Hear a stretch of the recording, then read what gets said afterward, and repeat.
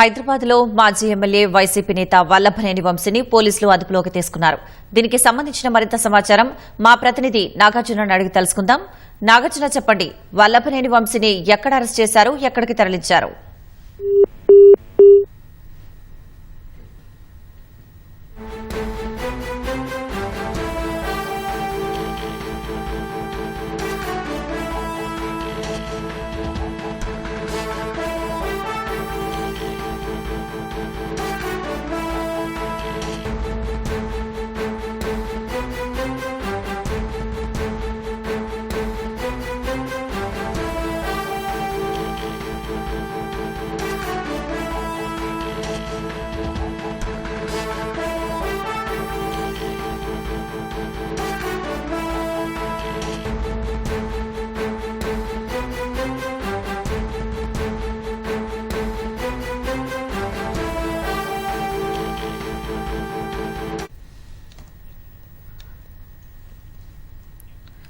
హైదరాబాద్ లో మాజీ MLA YCP నేత వల్లభనేని వంశీని పోలీసులు అదుపులోకి తీసుకున్నారు.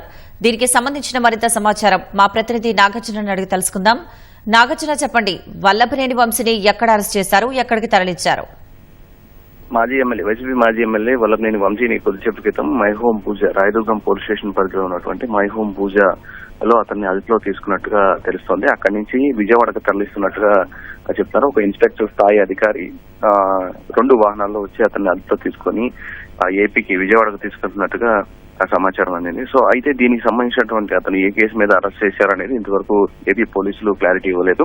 అతన్ని గతంలో గన్నవరం టీడీపీ కార్యాలయంపై దాడి ఘటన కేసులో అతను నిందితుడిగా ఉన్నారు. అప్పుడు ఇచ్చినటువంటి సత్యకుమార్ అనేటువంటి వ్యక్తి ఇచ్చినటువంటి ఫిర్యాదు మేరకు కేసు నమోదు చేసిన పోలీసులు కేసులో చాలా మంది నిలిచారు. సుమారు 88 మందికి పైగా ఈ కేసులో నిందితులుగా చేర్చినట్టు తెలుస్తుంది. అందులో వల్లభనేని వంశీ కూడా ఉన్నారు. సో ఈ ఘటనకు సంబంధించినటువంటి విషయం ముందస్తు బెయిల్ పిటిషన్ సంబంధించి కోర్టులో వైపు నడుస్తుంది. దాంతో పాటుగా సత్యకుమార్ కూడా రీసెంట్ గా ఈ కేసుకి తను వెనక్కి తీసుకున్నట్లుగా ఒక మెమో కూడా దాఖలు చేయడం జరిగింది. సో ఈ ఓవరాల్ గా ఈ వ్యవహారంకు సంబంధించినటువంటి కేసులో ఇప్పుడు అతన్ని ఆ కేసులో గన్నవరం టీడీపీ కార్యాలయం సంబంధించినటువంటి దాడి కేసులు అరెస్ట్ చేశారు, లేకపోతే ఆయన కేసు వెనక్కి తీసుకున్న తర్వాత హైదరాబాద్ రావడం అతన్ని బలవంతంగా ఈ కేసు వెనక్కి తీసుకునేలాగా చేశారనే దానిపై మరో కేసు ఏమైనా నమోదైందా అనేది క్లారిటీ రావాల్సి ఉంది. సో ఈ కేసుకు సంబంధించినటువంటి దర్యాప్తులు అంటే ఈ సిఐడి పోలీసులు దర్యాప్తు ఇదంతా కొనసాగిస్తున్నారు కాబట్టి గన్నవరం టీడీపీ కేసుకు సంబంధించి సో వచ్చిన పోలీసులు